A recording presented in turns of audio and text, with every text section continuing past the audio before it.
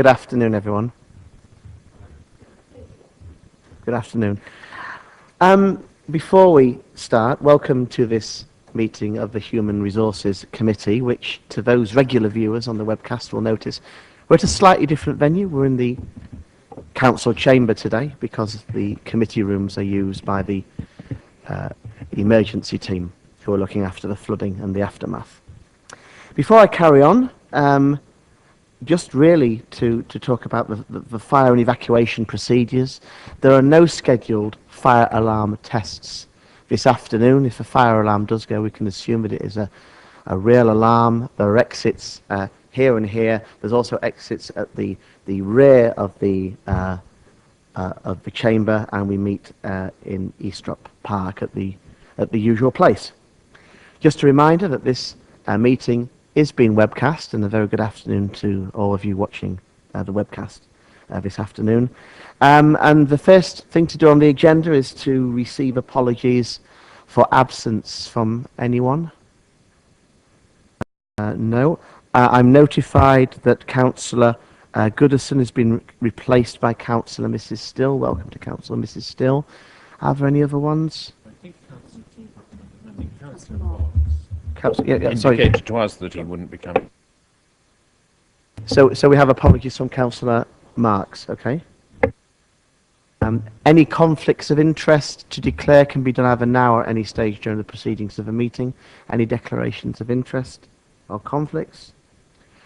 I'm not aware of any urgent items, and so really it's for me now to turn to paper A, which is a minutes from the previous meeting, which was held on the 25th of November 2013, and Councillor Mrs.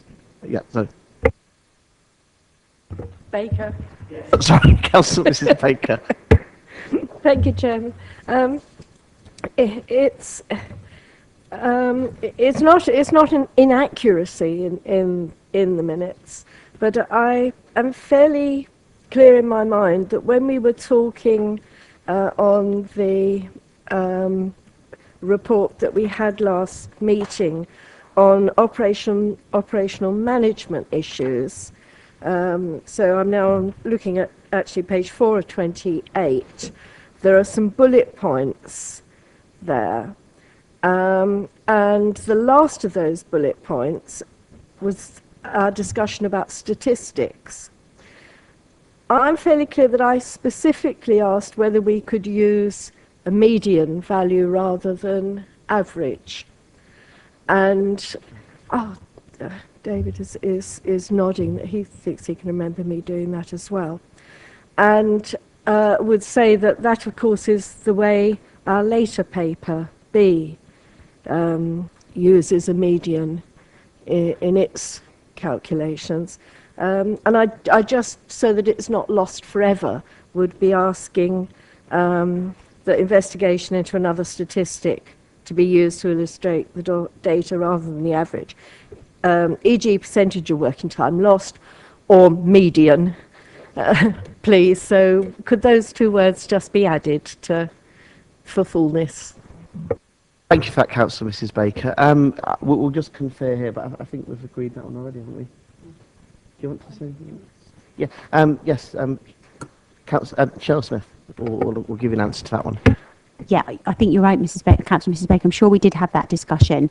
If we could include we'll do our best to calculate that in addition to the average, because lots of other councils use average as their benchmark. So it's good for us to be able to benchmark ourselves with the average, but we will try and add the median as well as another measure for members to consider, if that's okay.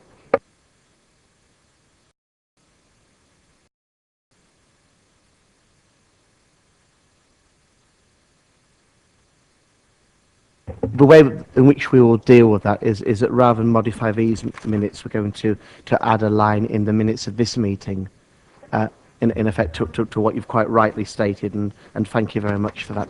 Any other comments on paper A, the minutes? If I may propose from the chair that we accept those, could I have a seconder, please? Councillor Leake, thank you very much. And Everyone agreed? Agreed. Lovely. Smashing. In that case, then we'll move straight on to our only other paper of today's meeting. Paper B. Yes. Oh, yes. Sorry. Just for the thank you for that, Councillor Lee. Just really for formality. Just to say that we've confirmed the meetings, and I will sign those when they're given to me. And there is no member and public participation that I'm aware of. There are no referrals from other committees of the council, and no issues referred by cabinet, as Councillor Leek quite rightly reminds me of. So therefore, without further ado, we're now moving to paper B, which is the pay policy statement, which is an annual thing that we have to do by law. And to present this, our head of service for HR, Shella Smith. Thank you, Councillor West. As Councillor West has said, this is an annual report that we bring to this committee first before it goes on to full council for adoption. And this report sets out the pay policy statement for 2014-15. And it's a requirement of the Localism Act that each authority produces a pay policy statement, in particular explaining its approach to the pay of its chief officers, its lowest paid employees, and the relationship between the two. And as I said, the statement must be adopted by full council, produced for the financial year, and then be reviewed annually, hence this report to you now. I thought it might just be helpful. There aren't any major changes within the report, although if you have any specific queries, of course, I'm very happy to answer those. But you might have noticed for the 2014-15 statement that on page 19 of 28, the median remuneration for all employees in paragraph 5.1 has reduced slightly in 2014-15. That is mainly due to the fact that a number of staff have left the council who are at the top of their grade and be replaced by employees who've been appointed at the lowest incremental point in accordance with this policy, and that therefore has reduced the median pay level slightly. And that in turn has impacted on the ratio for the relationship between that level of pay and the chief executive's pay. And you'll notice that that has changed from 4.8 in 2013-14 statement to 5.1 in this year's statement. So the committee is asked to recommend to full council that the pay policy statement in Appendix B is adopted, but I'm very happy, of course, to answer any questions that you may have. Councillor Mrs. Baker. I'm not sure yes, I can make it into a question. I would have one comment, which is to say thank you very much for giving us not only the final statement, but also the one version with the tracked changes. That's really helpful, thank you. I would suggest, and I would like to hear comments perhaps from others here, in para 3.2.3, which is a paragraph that isn't changed from last year, could I suggest that we delete the words "from the main political parties"? Because, of course, as you realise, had he been here, my colleague from Overton, Councillor Tilbury, who is a member of HR committee, is an independent. So it is more factual to simply describe the committee as elected councillors, rather than as elected councillors from the main political parties. Well, obviously, I'm going to agree with that one. Well, not main yet, anyway. Would Shella Smith just like to comment on that one? Very happy to make that change, Councillor Mrs. Baker. Thank you.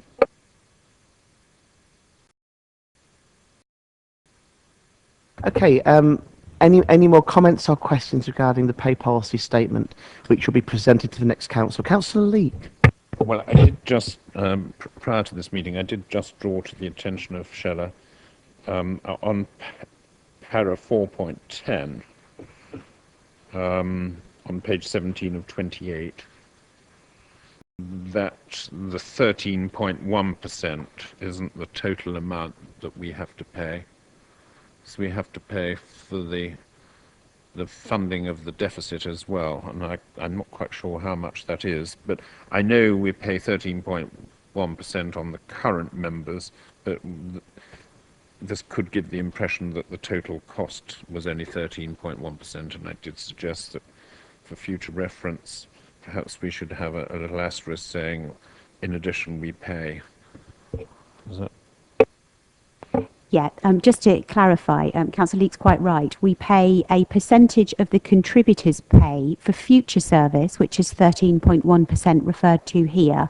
But we also pay a capital contribution amount for past service every year. That amount actually varies from year to year and is set by the Hampshire Pension Fund. So for 2014-15, for example, we've just had that figure come in, and it's £987,800 per annum, but it does vary from year to year. But what I could do, as Councillor Leake has suggested, is just add a footnote to that paragraph, just to clarify that in addition to the percentage of contributors pay for future service, there is also an additional amount for capital contribution for past service that the council pays, along with all other members of the Hampshire Pension Fund. Councillor Leake. Since Shirley has mentioned the Hampshire County Council Pension Fund, I better disclose that I'm a member of it. Hence my slightly better knowledge than in the past about the cost of all of this. Thank you. Forgive me for not mentioning this earlier, but I'd just like to acknowledge Nick Butler, who is present also, representing his colleagues at Unison, who's obviously very welcome to join in and question and comment on this paper at any time. Councillor Mrs Baker, you had your hand up, and then it's Councillor Potter. I didn't anticipate there'd be discussion of the pension scheme, otherwise I'd have declared it earlier, but I too am a member of the local government pension scheme. Sorry, I'm not a member of the pension scheme. I'm a member of the Hampshire County Council Pension Fund panel, which is different. I don't participate in the pension scheme myself. Councillor Mrs Still. Ditto, Mrs Baker. I'm a member of the pension scheme. Okay. Councillor Potter. I neither pay into the scheme nor administer it, just for the record. But could I just check under paragraph 5.1 on the ratio, the relationship between chief officer pay and others? Could I just check with Shella in terms of what we're required to do under the Localism Act? Is comparative, if there is such a thing, information with other authorities subsequently available? You know, are we able to compare how our ratio compares with other, I hesitate with similar as a word, but similar local authorities? Do we do that? Are we able to do that? Shella Smith. We are able to do that, although I have to confess, Councillor Potter, I don't have that information here with me now, but each authority is required to publicise its statement, so there should be no problem in us looking through what other councils have published in terms of their ratio, in order to actually do a comparison to see how we fare. So certainly I can get that information for members. Just to add my two pence, it was my understanding that we always aim to maintain to be in the upper quartile in terms of competitive pay. Is that still the case? Yes, indeed, it's confirmed in this statement again. Lovely, thank you very much for that. Any more questions or comments on paper B? Would Unison like to contribute at all? No? Absolutely no more comments? Okay, in that case then I'd like to propose on the chair that we accept that. Could I have a seconder, please? Councillor Mrs Eachus, thank you very much indeed for that. And everyone, is that all agreed then? Just formally, just to agree that?